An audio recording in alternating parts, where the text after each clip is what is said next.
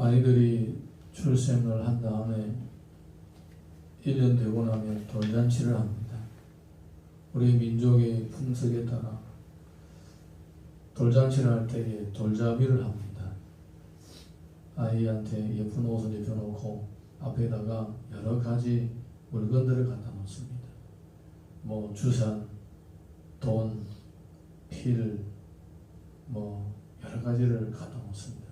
활, 뭐 남자 아이 같은 경우에 뭐 장난감, 총, 뭐 이런 거 갖다 놓기도 합니다.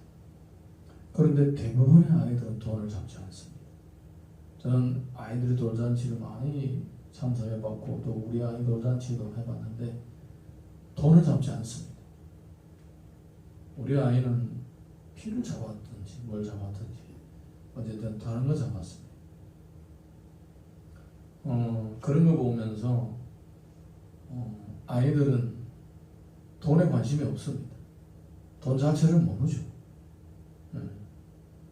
돈이 뭔지도 모릅니다. 좀 자라가면서 물건을 사고 파는 것과 자기 필요를 돈 주고 바꾼다는 것을 안 다음에야 돈에 대해서 관심을 가지고 있습니다. 예수님께서 너희가 어린 아이와 같이 변하지 않으면 결코 천국에 들어가지 못하리라고 하는 이 말씀이 돈하고 관계가 있지 않을까. 아이들이 돈에 관심이 없잖아요. 다른 데 관심이 있는 거예요. 어쨌든 성경에서는 이 돈 문제를 아주 심각하게 다루고 있습니다. 오늘 우리 말씀을 보게 되면 이 돈에 대해서 다루고 있습니다. 자, 우리 16절에서 22절까지 16절에서 22절까지 읽어보겠습니다. 다 같이 시작. 어떤 사람이 주께 와서 이르되 선생님이여 내가 무슨 선한 일을 하여야 영생을 얻으리이까?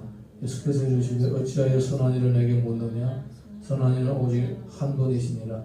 내가 생명에 들어가려면 계명들을 지키라. 이르되 어느 생명이 오니이까? 예수께서 이르시되 살인하지 말라, 간음하지 말라, 도둑질하지 말라, 거짓 증언하지 말라, 내 부모를 공경하라, 내 이웃을 내 자신과 같이 사랑하라 하신 것이니라.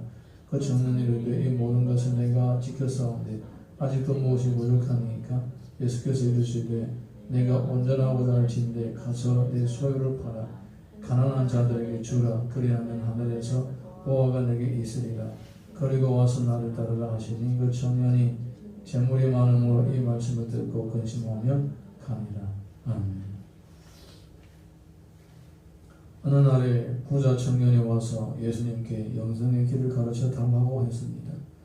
예수님께서는 내가 영생에 들어가고자 하면 계명들을 지켜라 이렇게 말씀하십니다. 그런데 그 사람은 내가 어렸을 때부터 다 지켰습니다. 사랑하지 말라, 간음하지 말라, 도둑질하지 말라, 거짓 증언하지 말라, 내 부모를 공경하라, 이웃을 사랑하라, 다 지켜달라는 겁니다. 그래서 주님이 뭐라고 말씀하셨냐면 내 있는 소유를 다 팔아서 가난한 사람들에게 나눠주고 그 다음에 나를 따르라 이렇게 말씀하십니다. 자, 우리는 10계명을 다 알고 있습니다. 그런데 주님이 계명들을 지켜라고 하셨을 때 얘는 내가 다 지켰습니다 이렇게 얘기를 하고 있는 거예요. 근데 우리가 잘 보게 되면 주님이 1, 2, 3, 4, 5계명을 얘기하지 않으셨어요. 1계명 뭡니까? 다른 신을 섬기지 마. 두 번째, 우상을 만들지 말고 섬기지 말라. 그거죠. 세 번째, 주의 이름을 망령되이 걸지 말라. 네 번째, 안식일을 지켜라. 다섯 번째가 부모를 공경하는 거죠. 1, 2, 3, 4 하나님에 관한 계명을 얘기하지 않으셨어요. 그 다음에 사람에게 관한 것만 얘기된 거예요. 주님이 왜 그러셨을까요? 주님은 뭐 그냥 그것밖에 생각나지 않아서 말씀하셨을까요? 계명 중에 제일 앞선 것이 뭡니까? 어느 계명이 제일 큽니까? 라고 물어봤을 때 주님은 하나님을 사랑하라고 하셨습니다. 그 다음에 이웃을 사랑하라고 했습니다. 그런데 지금 나오는 모든 계명은 다 이웃에 관한 겁니까? 이웃에 관한 것입니다. 그러니까 지금 이 청년이 주님 앞에 왔을 때에 자기는 나름대로 고민을 한 거예요.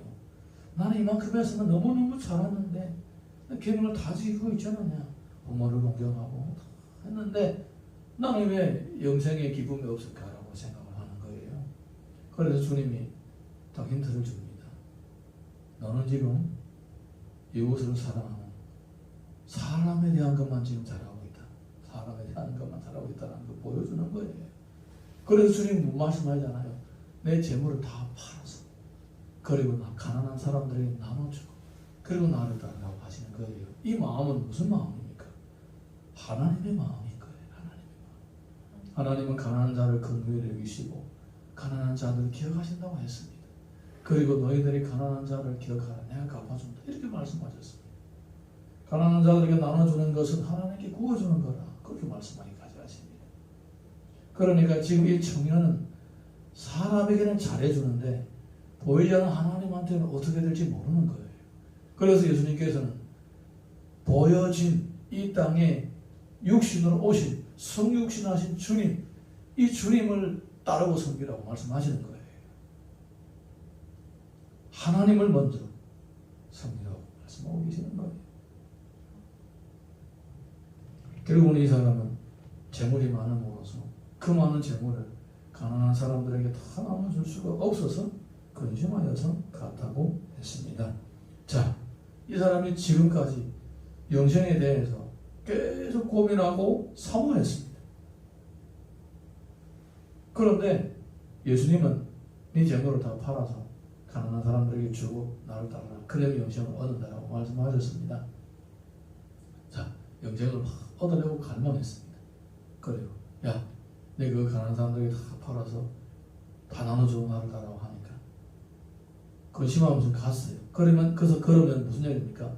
이 사람에게 가장 중요한 것이 뭡니까? 재물이죠. 재물. 영생이 아니에요. 이 사람에게 가장 중요한 것은 영생을 얻는 게 아니에요.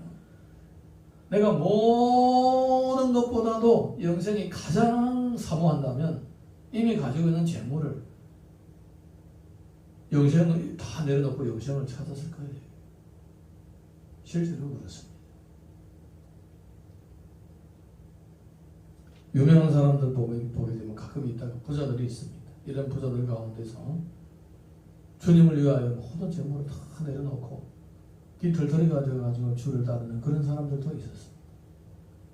실제로 제가 한국에 왔을 때만 해도 전철 2호선이나 이런 데 다녀보면 맨발로 다니면서 예수 천당 불진지옥을 외치는 사람이 있었습니다. 물론 그 사람의 신앙에 대해서 우리 정통 장로교가 아니다라고 이렇게 얘기하는 사람이 있지만 어쨌든 그 사람은 너무나도 대단한 분이었어요. 나중에 알고 보니까 부모가 엄청 부자였어요. 그런데 본인은 다 버리고 빈털터리가 돼가지고 매일마다 조그마한 방에서 살면서 계속 예수 천당 불신지옥 그게 일이에요. 그렇게 살았어요. 이런 사람을 보게 되면 재물을 뛰어넘은 거예요. 이 사람들에게 가장 중요한 것은 재물이 아니었습니다. 주를 위해서 하는 거였어요. 그런데 오늘 본문의 부자는 어떻습니까? 영생은 얻고는 싶지만은 재물은 내려놓기 싫다 이거예요. 그러니까 재물이 더 중요한 거예요. 네. 그래서 주님이 뭐라고 말씀하시냐면 청년이 간 다음에 이렇게 말씀하십니다. 23절에서 26절 보겠습니다. 시작. 예수께서 저들에게 이르시되 내가 진실로 너희에게 이르노니 부자는 천국에 들어가기가 어려우나 다시 너에게 말하노니 낙타가 바늘 귀로 들어가는 것이 부자가 하나님의 나라에 들어가는 것보다 쉬우니라 하시니 제자들이 듣고 몹시 놀라 이르되 그렇다면 누가 구원을 얻을 수 있으리까? 예수께서 그들을 보시며 이르시되 사람으로는 할 수 없으나 하나님으로서는 다 하실 수 있느니라. 아멘. 바늘귀라는 말이 있습니다. 낙타가 바늘귀로 들어가는 것보다 부자가 천국에 들어가는 것보다 낙타가 바늘귀로 들어가는 것이 더 쉬울 거라고 합니다. 신학자들이 이렇게 설명합니다. 이 바늘귀라는 예루살렘으로 들어갈 수 있는 곳이 몇 군데가 있는데 성문이 있다고 합니다. 성문이 있는데 그 중에는 아주 한 사람이 겨우 삐집고 들어갈 수 있는 조그마한 틈이 있다고 합니다. 그게 바늘귀라고 합니다. 주일날에는 안식일날에는 모든 문을 다 닫는다고 합니다. 느헤미야 시대에 그때부터 시작해가지고 다 닫아버립니다. 그러면 사람이 어떻게 다니느냐? 거기로 다닌다. 장사꾼들이 안식일 날에 사람들이 많이 모여서 예배를 드리니까 물건을 팔려고 성문을 열어놓으면 낙타에다가 짐을 싣고 자꾸 들어온다는 거예요. 그러면 싹 닫아버리고 요만한 틈으로만 다니면 낙타들이 거기로 들어올 수 있을까요? 못 들어올까요? 못 들어온다는 거예요. 그래서 그 틈 사이를 바늘귀라고 한다고 합니다. 네, 참 재밌죠. 바늘귀로 못 들어온다. 그러니까 바늘귀로 들어오려고 하는 사람들은 짐을 다 버리고 빈몸으로 들어가야 된다 이 말이에요. 네. 뭐 이게 성경에 기록되지 않았기 때문에 신학자들이 그렇다고 얘기를 합니다. 그런 곳이 있다고 합니다. 그냥 얘기를 듣고 지나가고 중요한 거는 뭡니까? 중요한 거는 부자들은 천국에 들어가기가 어렵다 이렇게 말씀을 하시니까 제자들이 그러면 누가 구원을 받을 수 있습니까? 물었습니다. 중요한 거는 이 예수님 대답입니다. 예수님 뭐라고 말씀하시냐면 사람으로는 할 수가 없으나 하나님으로서는 다 하실 수 있느니라. 이게 중요한 거예요. 이게 중요한 거예요. 이 말은 무슨 말인가? 여러분 우리가 아이들이 돌잡이 때는 돈에 관심이 없지만은 크면 클수록 돈의 중요성을 알게 됩니다. 그리고 사람은 나이가 많으면 많을수록 돈에 더 집착하게 되어 있어요. 특별히 여성이 뭐 60대, 70대가 되면요. 벌써 우리 나이 때부터 노후를 생각합니다. 제가 40대만 해도요. 우리 목사님들 만나고 대화할 때에 50대, 60대 목사님들이 노후 얘기를 많이 합니다. 뭐 보험에 관한 거 그리고 연금에 관한 거 계속 얘기를 하는데 그때 이해를 못했습니다. 뭐 돈 생각 그렇게 하냐. 물론 노후 준비를 해야 되겠지만 근데 내가 이제 50이 다 돼가 50이 문턱까지 왔죠. 50이 문턱에 오니까 진짜 생각을 하게 돼요. 내가 은퇴를 해야 되잖아요. 그리고 또 아이들은 물론 효자도 있습니다. 그런데 효자가 있어도 요즘에 자기들이 살기도 힘들어요. 사실 자기들이 살기도 오죽하면 결혼도 안 하겠다고 하고 결혼해도 아예 안 하겠다고 하고 그러겠습니까? 그렇게 살기가 팍팍해요. 옛날처럼 그렇지 않아요. 그리고 결혼해도 부부가 다 일을 해야 되고 그래야 겨우 먹고 살고 집 하나 사려도 30년 동안 돈을 끌어 모아야 되고 미리 사서 입주하게 되면 30년 동안 돈을 벌어서 빚을 갚아야 되고 이렇습니다. 그래서 살기 힘들어요. 그래서 애들한테 나를 좀 공경하라, 내 노후를 좀 말해달라 이렇게 말할 수도 미안할 정도로 그애들이 살기도 힘들 거예요. 그러면 어떻게 하겠습니까? 자연스럽게 내 노후를 내가 해결하려고 애를 쓰는 거예요. 그럼 어떻게 되겠습니까? 그러면 돈에 집착을 하게 되겠죠. 네, 세상이 그렇게 돌아가고 있어요. 옛날과 전혀 다릅니다. 자네가 일하면 그거 가지고 그냥 한 사람이 밥 한 숟가락 모아도 내가 한때 먹을 수 있을 정도로 그런 세월은 다 지나가고 많았습니다. 그럼 어떻게 너무 돈 생각할 수밖에 없는 거예요. 그러다 보니까 돈만 있으면 다 된다. 돈 없으면 내가 그냥 거지가 된다. 비참하게 된다. 이렇게 생각하고 있기 때문에 심지어 하나님보다도 돈에 더 집착하는 이런 경우가 있게 되는 거예요. 우리가 잘 생각해 봅시다. 내가 지금은 지갑이 없어 그런데 지금도 지갑을 많이 가지고 다니죠. 지갑은 항상 가지고 다니는데 성경책은 항상 가지고 다닙니까? 그리고 혹시 이 스마트폰에 성경책은 깔려 있습니까? 온갖 뭐 포인트 적립하는 거, 카드 관한 거 다 깔려 있어도 성경과 찬양은 깔려 있습니까? 그리고 내가 돈을 생각하는 시간이 더 많습니까? 매사의 말씀을 생각하면서 실천하고자 하는 생각이 더 많습니까? 경은 사람이 대부분의 사람들 정말 성자와 같은 사람 빼고 아마 1000명 중 1명은 그런 사람이 있겠는지 대부분 사람은 돈에 대해서 많이 생각하고 경건에 대해서 하나님에 대해서 하루에 그래도 몇 번이라도 생각하면 다행인 거예요. 다 우리가 다 비슷해요. 다 그냥 도토리키 얘기입니다. 그럼에도 불구하고 우리가 구원을 받을 수 있는 것은 무엇 때문입니까? 하나님이 하시기 때문에 가능한 거예요. 할렐루야. 사람으로서는 불가능해요. 그렇지만은 주님이 이 말씀 하셨습니다.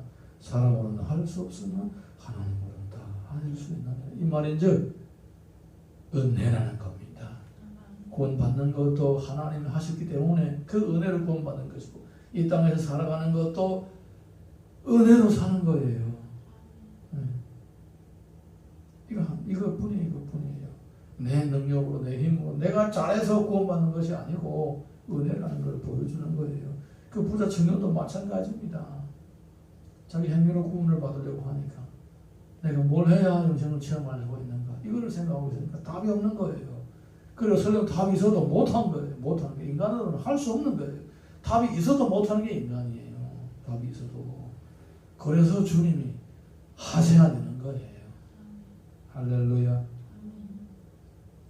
이것만 이해를 하면 밑에 더 이상 보지 않아도 됩니다. 이 기도만 하고 넘어가겠습니다. 27절에서 30절 다 같이 시작. 이에 베드로가 대답하여 이르되 보소서, 우리가 모든 것을 버리고 주를 따라 싸우는데 그런즉 우리가 무엇을 얻으리까? 예수께서 이르시되 내가 지시는 너에게로 너희 세상이 새롭게 되어 인자가 자기 영광의 보좌에 앉을 때에 나를 따르는 너희도 열두 보좌에 앉아 이스라엘 열두 지파를 심판합니다.